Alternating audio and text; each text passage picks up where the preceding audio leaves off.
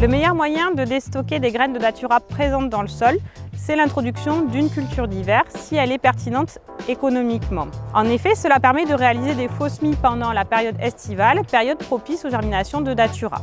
L'idée est donc de travailler le sol superficiellement pour faire germer les daturas et ensuite détruire ces levées. Plus on répétera l'opération, plus ce sera efficace et plus on déstockera de graines. Le problème, c'est que cette stratégie est très dépendante des conditions climatiques. En effet, si le sol est trop sec, le passage d'un outil pour stimuler les germinations peut être délicat. Et à l'inverse, s'il ne pleut pas après ce passage d'outil, les germinations de datura ne seront pas enclenchées. Si l'on n'a pas pu réaliser de travail du sol superficiel, il va falloir quand même surveiller les éventuelles levées de datura, y compris des petits datura comme celui qu'on peut voir ici, qui a déjà une bogue bien avancée et des petites bogues en cours de formation. Puisque ces plantes, même de petite taille, sont capables d'arriver à graines, et donc il faudra les détruire pour éviter d'enrichir le stock grainier.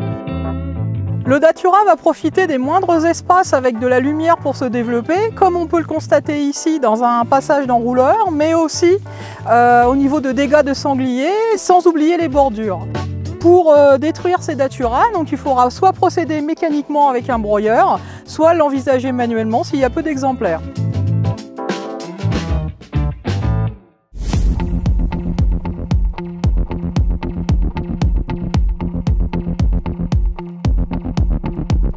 On a une problématique de deux ordres. Les tropanalcanoïdes, donc c'est l'éclatement des tiges et des feuilles qui libèrent de la sève.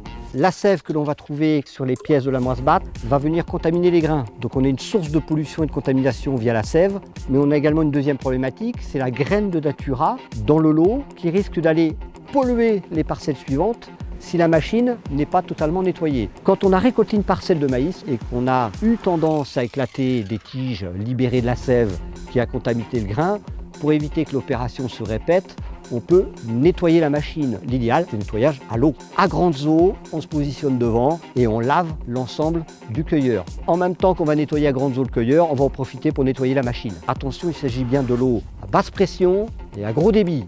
À la ferme ou à la borne d'irrigation, les organes de la machine ne craignent rien puisqu'ils sont déjà graissés. Le bac à pierre ouvert, les trappes de montée en trémie et de retour au batteur ouvertes, on a des points bas sur la machine.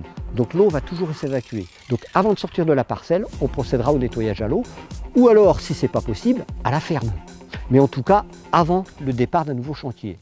Le nettoyage à l'eau, c'est parfois compliqué. Donc pour éviter ça, on peut utiliser le nettoyage à l'air. De la même manière, gros débit, pas de pression. On est donc avec un compresseur de chantier.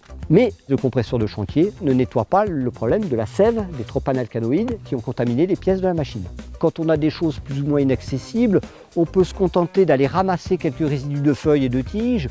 On positionne tout ça dans les fonds de vis dans la trémie, on lance une vidange.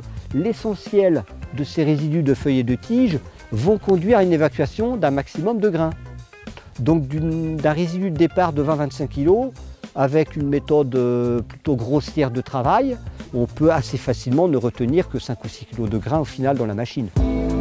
Dans la gestion des résidus du caisson de nettoyage, il y a eu une mode, notamment en Australie, qui utilisait des broyeurs de graines. Or, ces broyeurs de graines en maïs ne fonctionnent pas. Ils exigent beaucoup trop de puissance, ils sont extrêmement coûteux et en réalité ralentissent le débit de la machine.